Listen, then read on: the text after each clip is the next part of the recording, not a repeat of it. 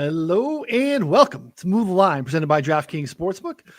I'm Ryan Noonan, back for the divisional rounds, arguably the best weekend of football all season long. Joined here, as always, by Connor Allen. What's going on, buddy? Yeah, not a whole lot. Already released a couple props for this week. We got a nice juicy under on one of the olds, one of the geriatrics in the league, and then we got an over on another guy. So I'm excited to dive in, though. I think there's a couple of sides and totals that I like this week as well, and should be a great week of football. Yeah, it could be good weeks to have a guest on and a guest back. One of our favorites, one of the people I appreciate and respect the most in the space, is grinding the college football scene as well. Lots of different ways to take in this gentleman's content. Just go over to Twitter at the Power Rank. You could find his newsletter, his podcast on Spotify, all the stuff you need to. Ed Fang, what's going on, bud?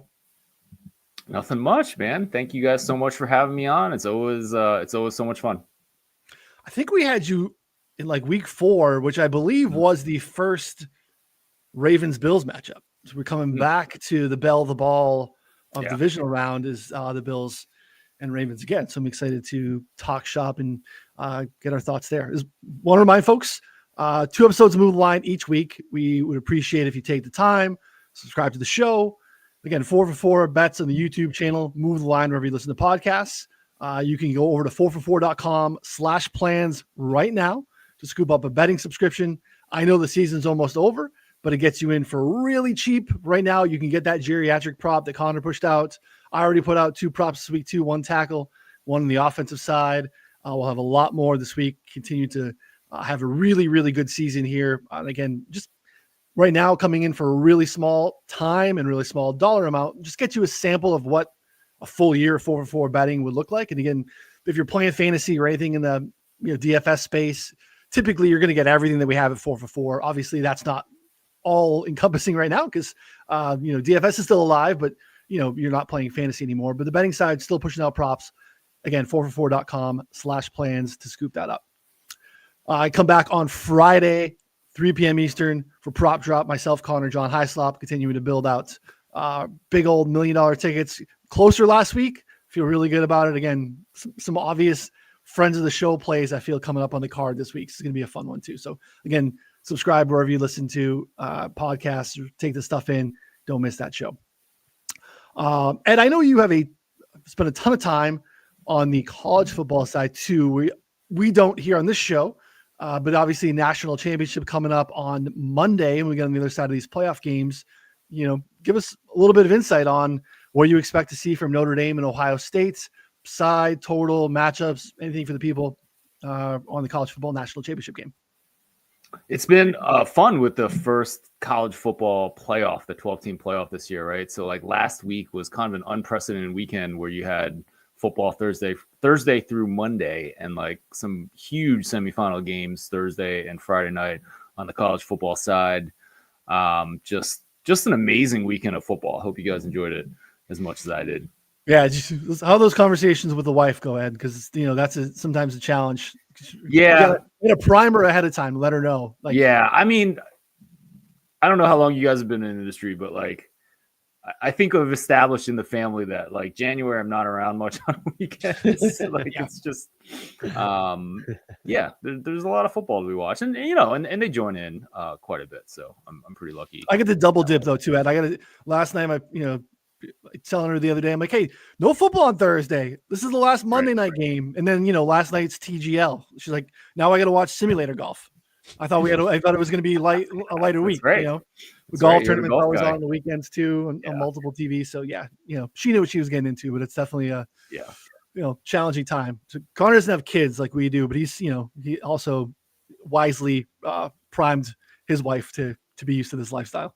I also compromise on Sunday nights and Monday nights. If they're like bad games, then I mute it and then we'll watch a movie. So I'll just put it on my computer, right in front of me. And then I can kind of dual watch. I don't really care what the announcers have to say, 90% of the time anyways. It's very rarely useful insight. So it's just the only time that I really miss it is if I pick up a tidbit of this guy's actually on the sideline for the next few drives or whatever. That's about it. So otherwise it's not a whole lot here. And JBC here chiming in, need to know who the pick on Notre Dame OSU is from Connor's wife.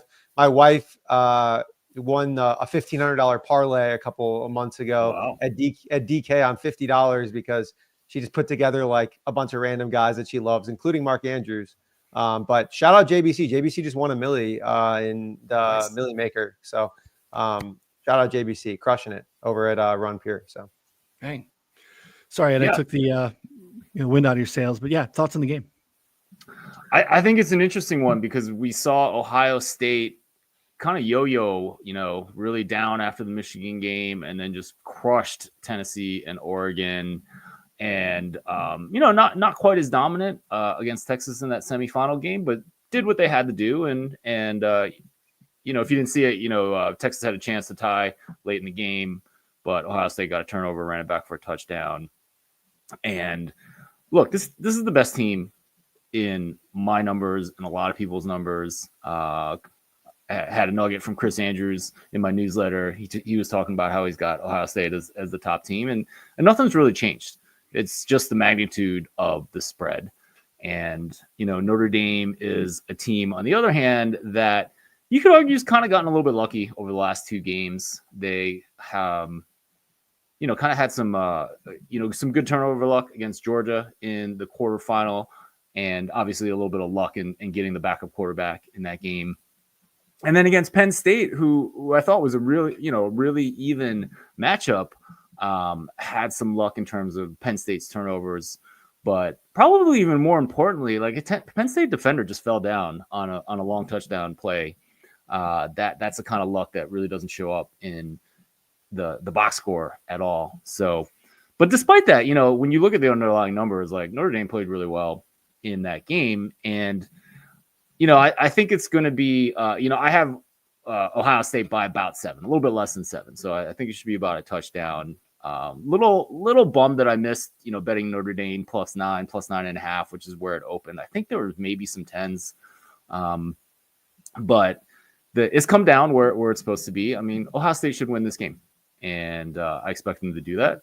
I hope they don't, being here in Ann Arbor, but not exactly like we're rooting for Notre Dame here in Ann Arbor either. But I'll be rooting for Notre Dame. I do think Ohio State kind of gets it done.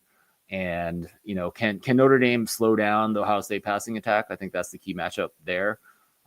They weren't great in that regard against Georgia. They were much better against Penn State. But Ohio State's receivers give you problems that no one else in the country really does. And that's the main matchup there. And, so I expect Ohio State to win. Props for college football have kind of been interesting. I had Riley Leonard over, I think 49.5 rushing yards in the semifinal. I usually send that out to members, and then by the time I got it, it was like 54.5. And so I still think it was a good bet. He certainly had plenty of opportunities, but if you want to stop one guy from running, and I think this is true in both college and the pros, if you want to stop one guy from running, you can probably do it.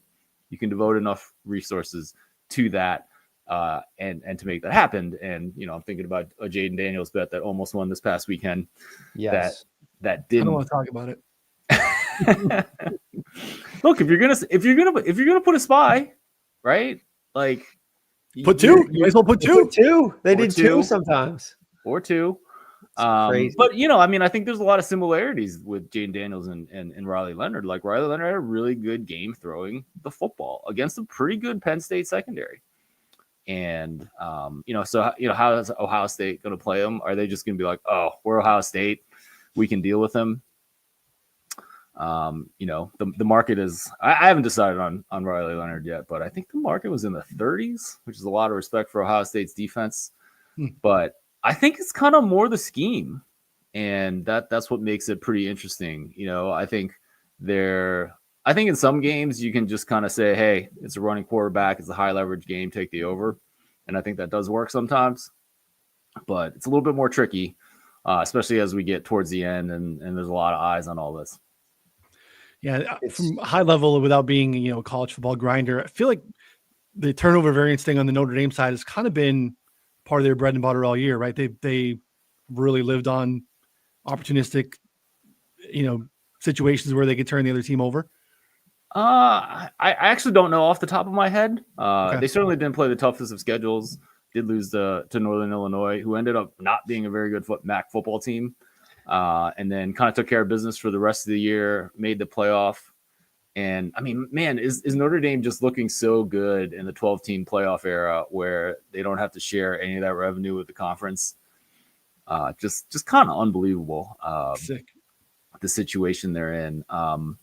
So yes, some good turnover luck the last 2 games. I don't know what it's been this season, but we'll see if it continues.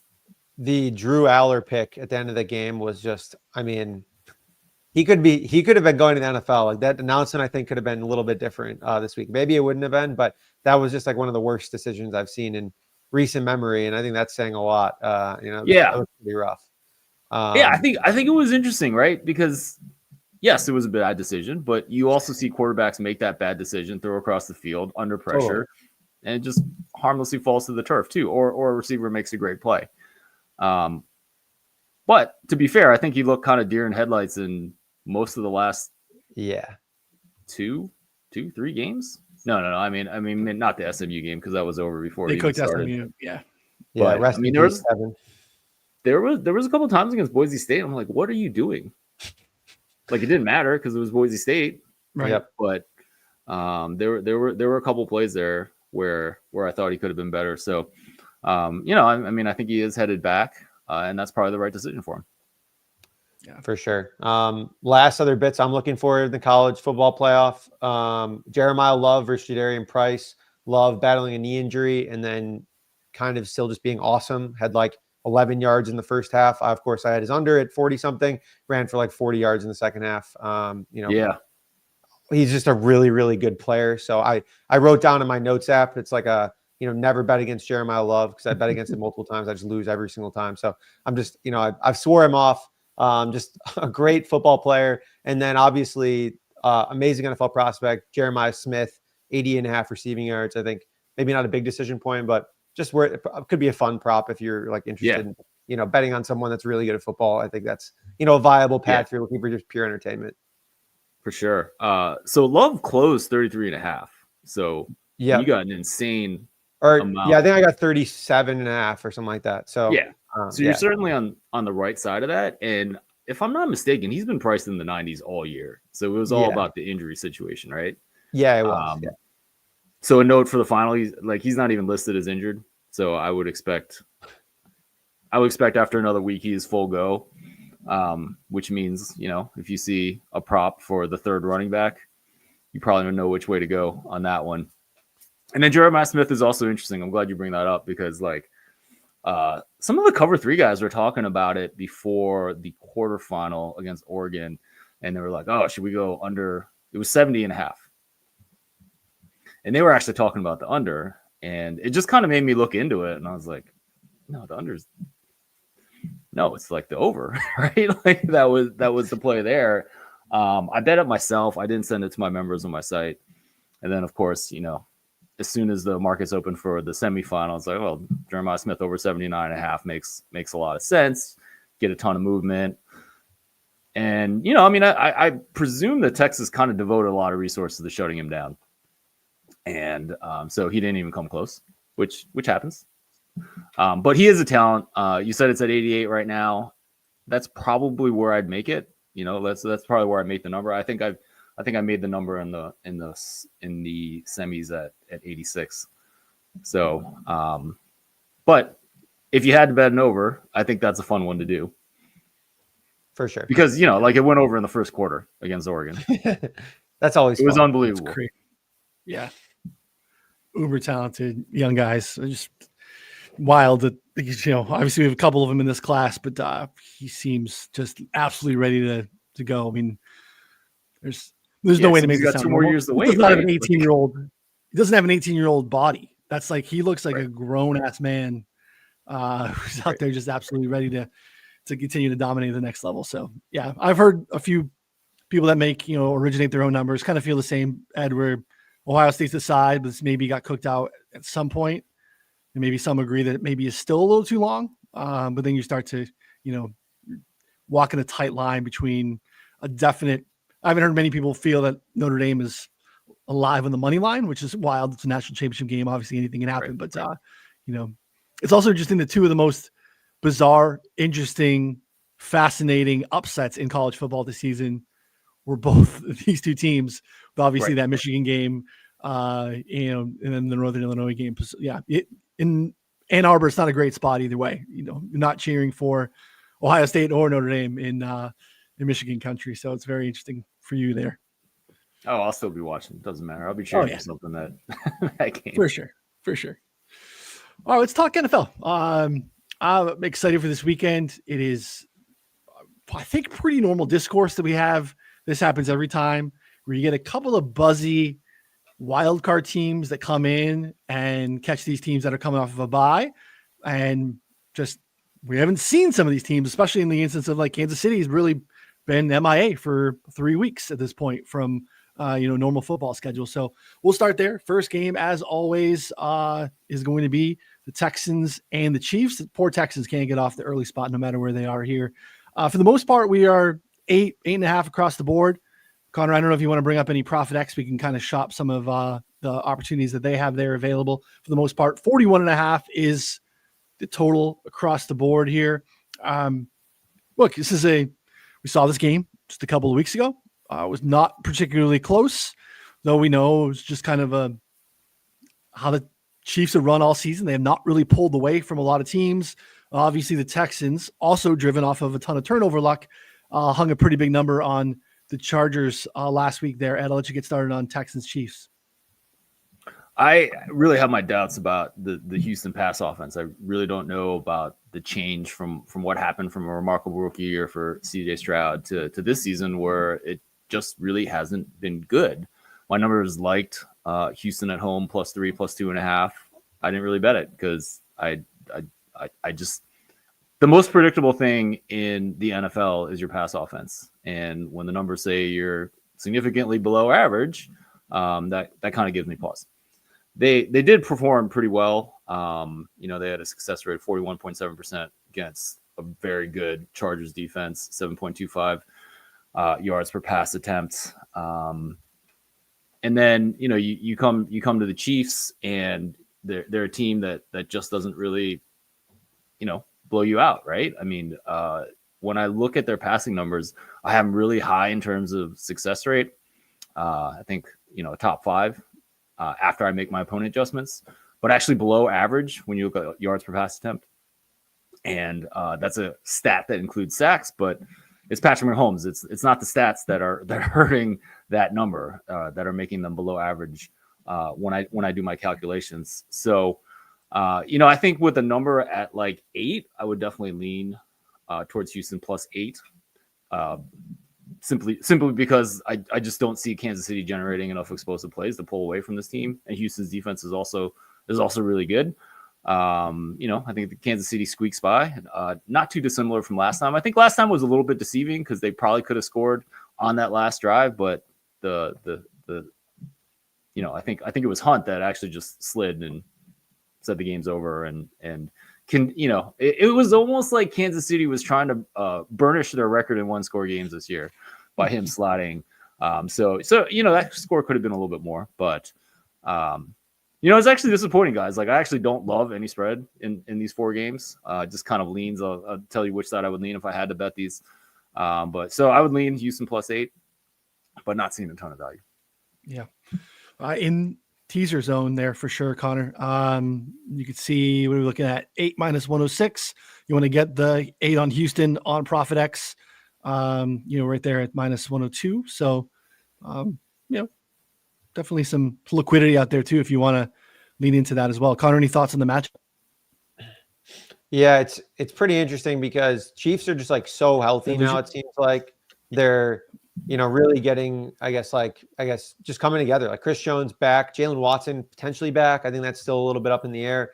But their, Chiefs secondary kind of went downhill a little bit when they lost him.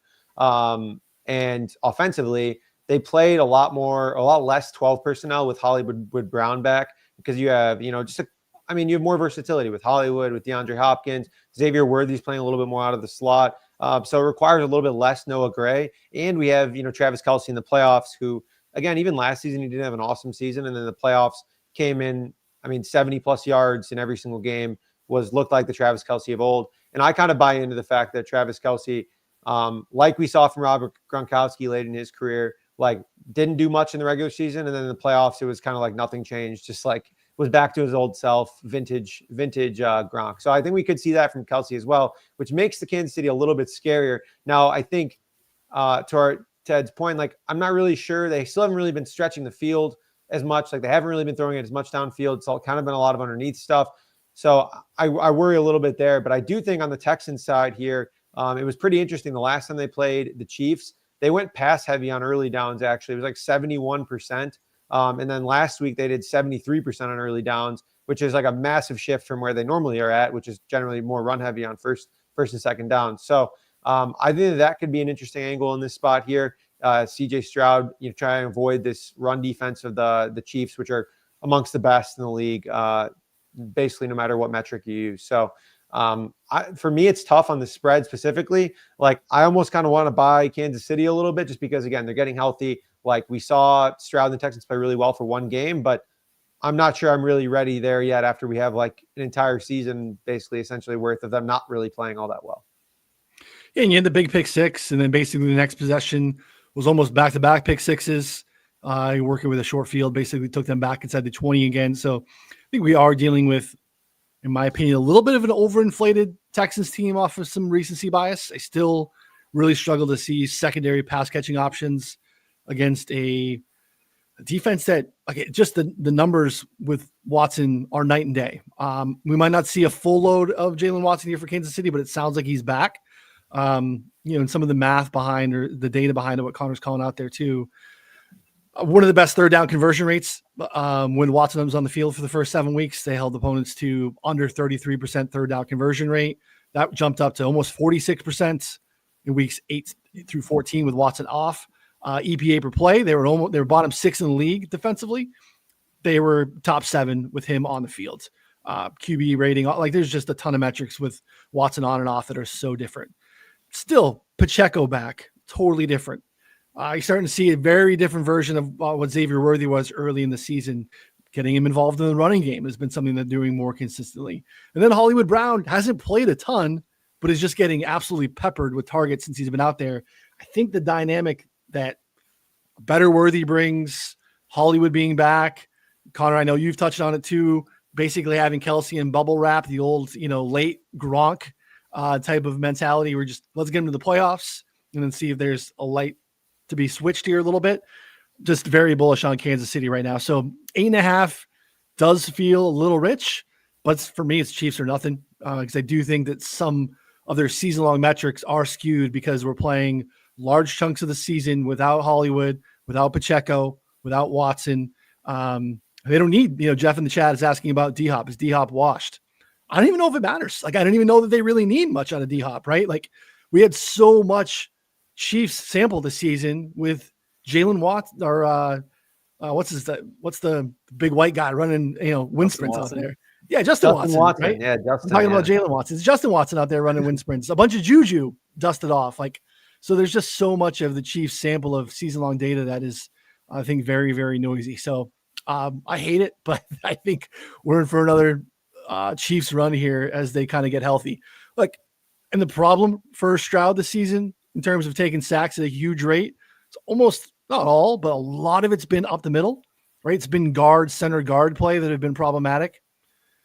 I mean, that's a problem with Chris Jones and Mike Dana in the middle that are really good. So, it's, again, great teaser leg, I think.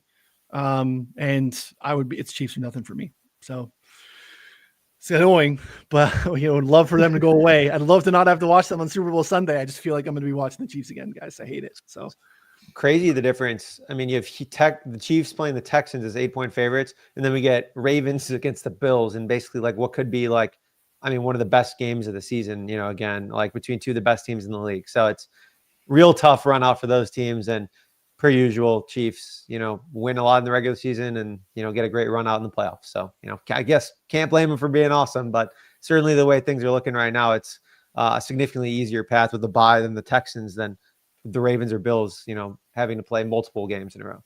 Yeah. That bye was so big for them because, I feel like they'd probably be lined similarly, right, against both these teams. We know the Bills can handle them. That Ravens game early in the season, whereas that other matchup is totally different. So yeah, they earned that for sure. And they're going to be a problem. They're going to be a tough out. All right. Late Saturday game, Commanders on the road in Detroit. 9.5 has been cooked out to for the most part. Hefty total, 55.5. 50s available on ProfitX. You can see some of the stuff on the screen if you want to shop around there as well, which is really interesting. This is, again, the Commanders team that I think we had probably pretty low expectations coming into the season, Connor, but Jane Daniels hit the ground running. It's kind of that dude. I just don't see a scenario where they can get by here without him being just an insane problem, right? This has to be like an all-time Jane Daniels game for him to go on the road in Detroit. A team that's defensively held up, I think, better than we expected, especially post Aiden Hutchinson. What are your thoughts on this line, 9.5? Yeah, this is a real interesting game because you outlined it well in terms of like Jane Daniels has to play amazing. I think that this Detroit defense is going to once again play really aggressive. We saw them against Minnesota play like 55% man.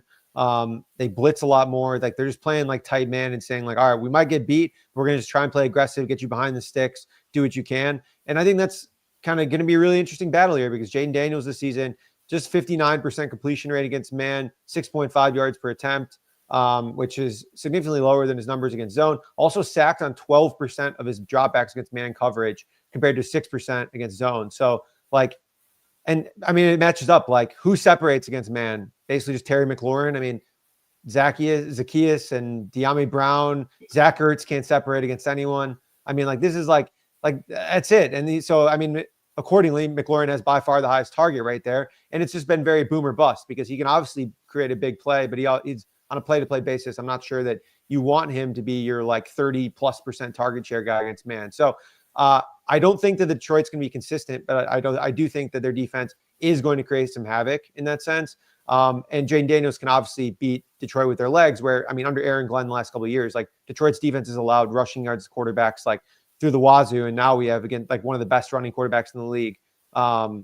And he tried to run as much as possible last week. I mean, we're talking about what, 12, 13 attempts, only finished with 36 yards, but was basically first, second read scramble. Like that was like, there was no going through other reads. It was just sometimes even just first read and scramble, tons of designed runs, which wouldn't be surprised either if they try and kind of offset some of the aggressiveness from Detroit in, running that way. So to be honest, on the other side, I don't have too much of a handicap other than I'm pretty sure the lines are going to drop around 30. I don't really have any matchup specific notes on why I think Washington can slow down the Detroit offense because I don't think that they do. But I'm interested to hear otherwise if you guys have anything to the contrary.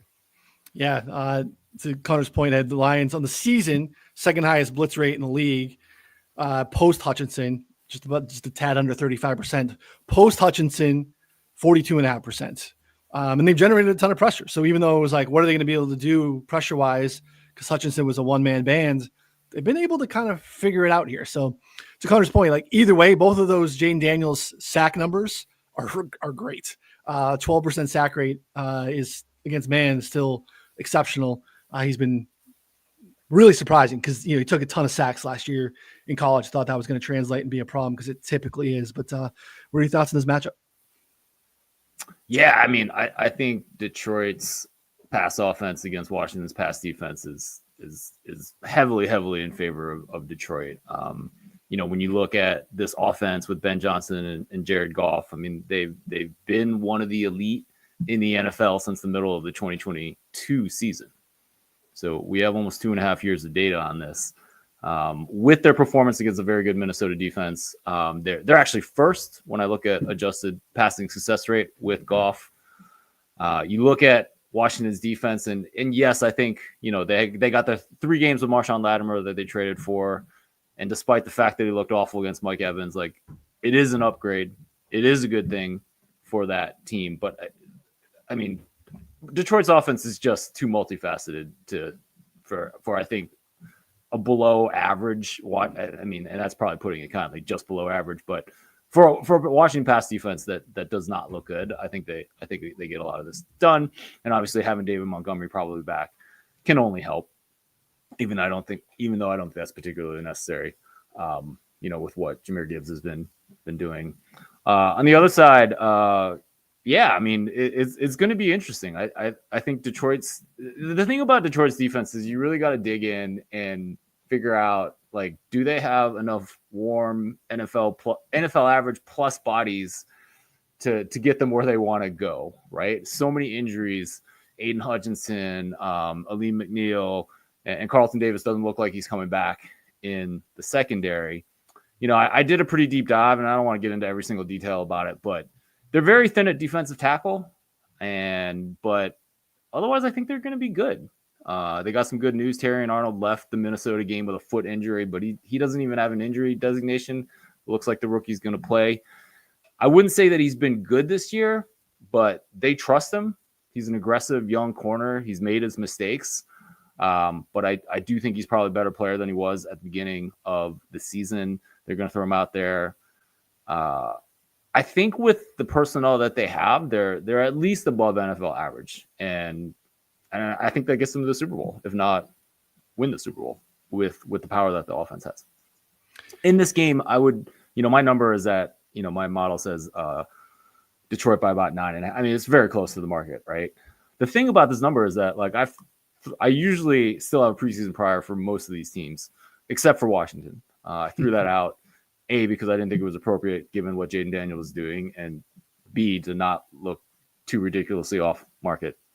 I still think that's the right thing to do. However, I do think there's a little bit of signal in that I would have made this 2 touchdowns if they would have played week 1 in Detroit. So I would lean a little bit that way. If you had to make a bet, I mean, I think Detroit's the right side here. Yeah, I agree with that too. I mean, again, this is kind of when I was touching on the top. I think the Commanders have had a great season. I'm excited for their fan base to be out from the Snyder regime, to get a quarterback, to get on the other side of this thing. But I feel like this is a spot where you got to get to test yourself and see, great, you've made tremendous strides, but in terms of being in the upper echelon elite, you still have a little bit of a hill to climb. So a nugget on some of the stuff I think they're going to have trouble with defensively against under center designed runs per next gen stats. Commanders defense has allowed the most yards before contact in the league. They've allowed the highest success rate in the league. They've allowed the second highest explosive rate in the league. The Lions have gained 1,800 yards, 400 more than anyone else in under the center design runs. So it is a terrible matchup either way, because I agree with Ed, who started with, I think the secondary is in a problem matchup wise. Yeah, I mean, I think Amon-Ra can eat. I think, Jameson Williams can have some big time splash plays here against the secondary. So, and then defensively, yeah, I mean, I think defensive tackle is going to be hard for them to hide as they move on to the next level, but it's the best safety group in the league for sure. Melifonwu back is huge for them. He allows Brian Branch to do a ton of stuff defensively. They can, keep Kirby back and do a ton of stuff. So I really like the secondary that they have here. So if they can show up and hold down against the run, they'll be fine. Again, Anzalone's back. So they have got some guys back who are out for an extended period of time. So this was 8.5 earlier. I took the layup, guys, like I did last week, though there was a very easy Wong teaser with the Ravens and the Bills at 8.5.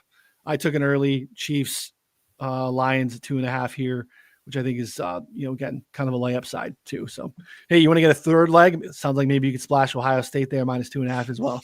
If that's your thing.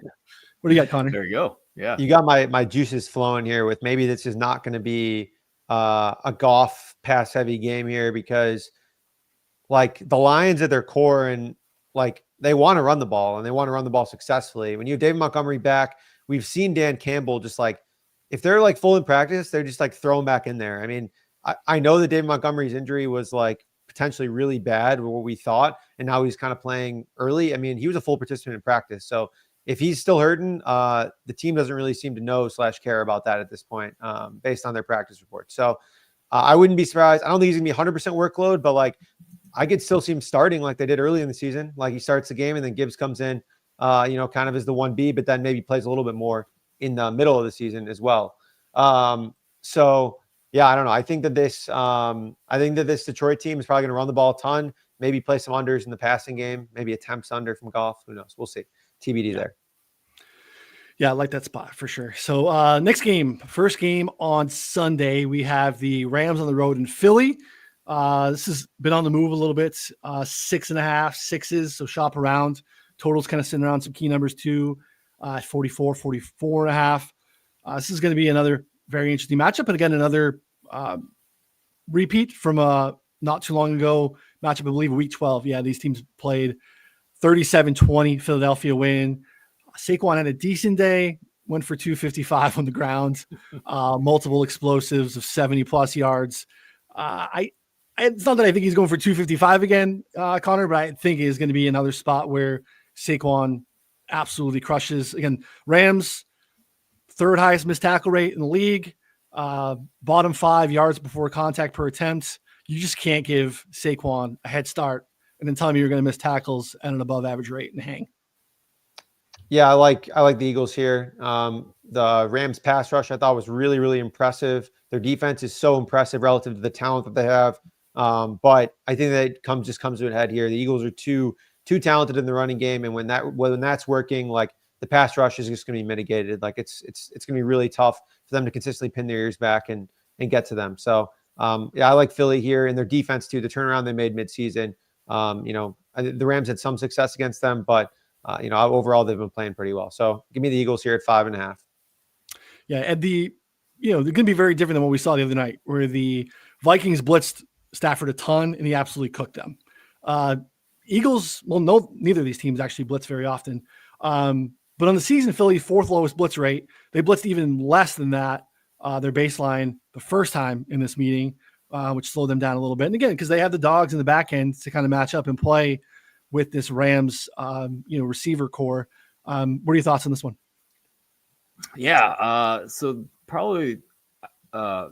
So I actually looked at Stafford with Nakua and Kupp versus without. And, so for the season, I would expect him to have about a 46% passing success rate against an average NFL defense. That's after my opponent adjustments. It's higher than the NFL average of 43. It's kind of where we expect, I think this Rams offense is certainly above average and probably top 10, right? But I wanted to see, Kupp and Nakua came back in week 8 and they've been pretty good since then. And I think they have an upside that not a lot of teams have. So I went back and I looked at it, and the success rate was better with Kupp and Nakua, but it wasn't crazy. I have it at 47.6%, right? So yes, are they better with those two guys? Certainly, and so my number is probably underestimating the Rams a little bit, but not a ton. Not as much as the one I want to talk about with in the Baltimore Buffalo game. So, my number is let's see, what do I have this? I have Philly by about 5. Probably if you do a little more careful analysis with their top end receivers, probably be Philly by 4. Obviously you got to stop Barkley, and if you're the Rams defense, again, it comes back to this things like if you really want to stop Saquon Barkley, you can probably do it. It's just the consequences on the back end. Yeah. For doing that, right? So I'm really interested to see what the Rams scheme is. Are they just going to be like, I don't think, well, AJ Brown and Devonta Smith can certainly hurt you, right? It's just a matter of whether Hurts can get it to them because, his pass numbers haven't been particularly good by my metrics this year, especially given, the receivers that he's working with, right? He's below NFL average, and I actually have Drake May at NFL average based on his performance this year. And if you compare the receiving cores that he's working with, you got to give Drake May a big nod there. Anyway, let's go. I love working some random Drake May stuff here, buddy. This is it's just something I'm looking at. It's like this rookie is NFL average, which is remarkable as is, right? Because Caleb Williams came in, and we're talking about like the best receiving core a rookie has ever had, right? He hasn't even come close to that. And Drake May comes in, who I had a ton of doubts about. I wasn't excited about Drake May going to the Patriots, and NFL average is absolutely respectable with the sample size that he has put out. And then you look at what he's working with. Hunter Henry is his best target. It's just crazy. It's just crazy what what's going on there. Let's give him T. Higgins. Let's give him Chris Godwin. Let's give him T. McMillan in the draft. You know, he can run a little bit too, right? So yeah, I love this. I love how this. Anyway, getting back to the division game. I haven't made a final decision. I would at least tell you now. I'd probably lean Rams +6, knowing that could obviously blow up on my face and Saquon goes for 405 touchdowns. But I think it'll be different than the first time, and we'll see how it goes.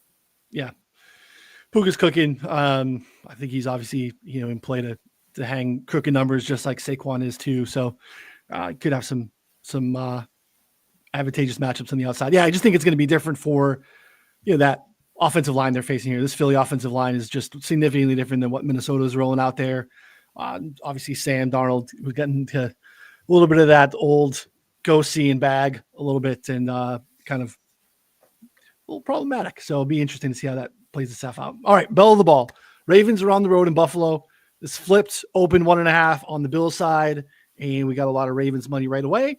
We are now basically 1.5 on the Ravens side. Shop around out there. You can see some numbers on the screen for Profit X too. If you're watching on the YouTube channel, some liquidity across the board there too. Total 51.5. Again, on right side of a key number. Obviously, another matchup. We touched on this back in week 4. This is a blowout win at home island game for the Ravens. Different spot, road game. Buffalo in that game. Just haven't heard this enough. Just again, really important to know. No Terrell Bernard, no Matt Milano. We're rolling out B-teamers at linebacker against Derrick Henry and Lamar Jackson. Balin Spector is not the answer. He was not the answer in week 4. He would not be the answer again. Teron Johnson also out of the lineup. He's a massive piece to what they like to do, how they can be multiple, what they like to do in dime, all those different things. So different matchup here, Ed. Talk to me about Ravens and Bills. Connor was mentioning earlier about how this could be the best game of the season. I think this could be one of the best games of all time. Honestly, you look at this matchup between Lamar Jackson and Josh Allen, and you have a point spread of 1 that's gone across who is actually favored. I think it's got the potential to just be incredible. The one thing I wanted to look at for this game was whether there was any improvement in Baltimore's defense over the course of the year. If you just kind of look at game by game, it certainly looks like there had been a little bit. This defense was amazing last year under Mike McDonald. He's obviously gone. You have a new coordinator. Didn't look good at the beginning of the season. And when I do this, I don't really want to, I didn't want to bias it, right? I didn't want to be like, oh, it looked like they started playing good. It looks like they started playing better week 10. Let's look at there, right? So I just took it first 8 games versus the remaining 10. And the results were remarkable. They were, when I look at passing success rate adjusted for opponent, they were 26th over that first 8 games. They've actually been the best in the NFL the past 10 games.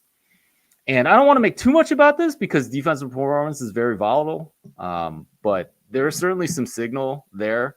I think this Baltimore defense is playing a lot better.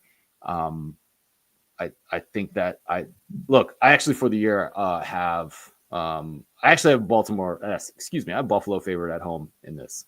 I give a little extra home field during the playoffs, and it's a big deal playing at home for Josh Allen and Buffalo. But I do think this Ravens defense is really good. I think that's kind of what's pushing it that way, despite everything that Lamar has done this season.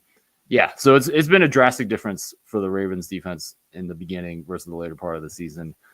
I kind of want nothing to do with the spread. I just want to enjoy, hopefully get a great game between, the top 2 MVP candidates. And I just want to sit back and enjoy. I'm in the same boat, kind of feel that too. I do lean Buffalo though.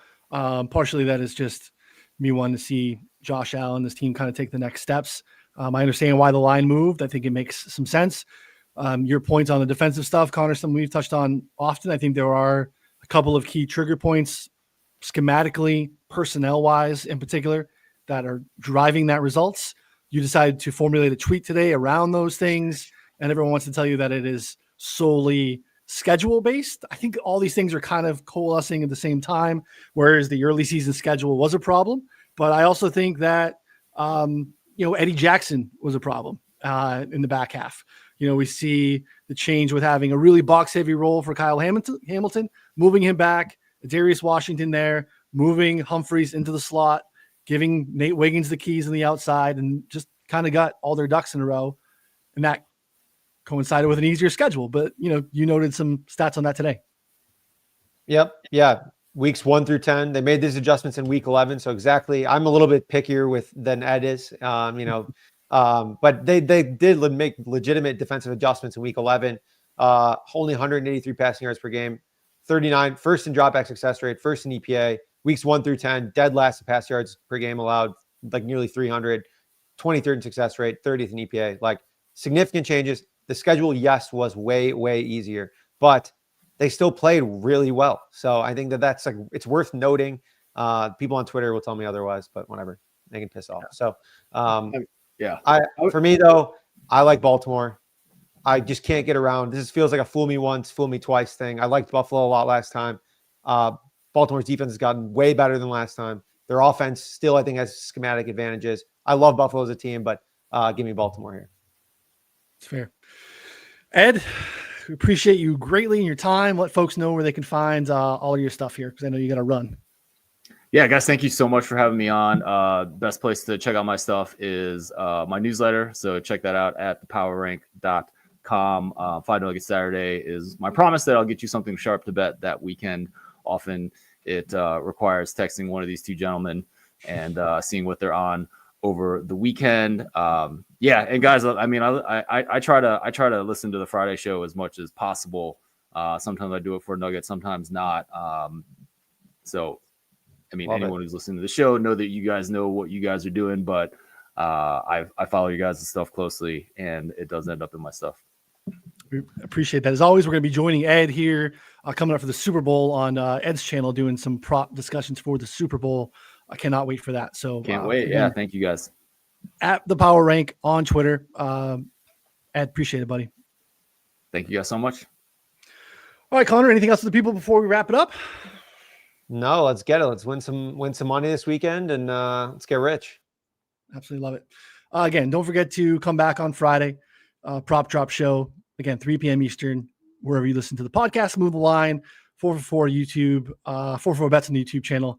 And again, 444.com/plans. Again, less than $20, $16.99 for you to come and get some bets with us this week. Connor just continues to push out these just disgustingly gross unders that are hitting at like 66% rate this year, 67% rate. 66, yeah. Bonkers. Absolutely love to see it. So again, super duper cheap. You're going to get that paid for very quickly in returns. Even, we have 3 more weeks of football. We'll have a pretty extensive Super Bowl menu. Obviously we got the 4 games this week, the 2 next week. So again, low bar to join and jump in and get a sense of what that looks like. So great community as well. Those guys are grinding all sorts of, you want all your sick hour, 2 minutes before the game starts, parlays. We got all those guys in there pumping out lots of good stuff too. So a great community that we highly suggest you check out. So hit that subscribe, hit that thumbs up before you take off. So for Connor, I'm Ryan. We'll see y'all next time. Thanks, Ed. Later.